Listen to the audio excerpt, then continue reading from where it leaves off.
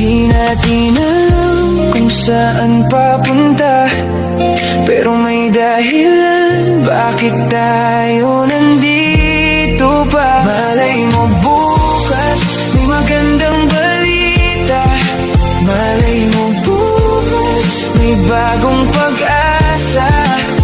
Kung ngayon ay nahihirapan ka, kapit lang at huwag susuko pa. Malay mo bukas darating na rin yung sagot sa mga dalangin mo, kaya huwag kang susuko ngayon, may pag-asa. Sa bawat bukas, di natin alam kung saan pa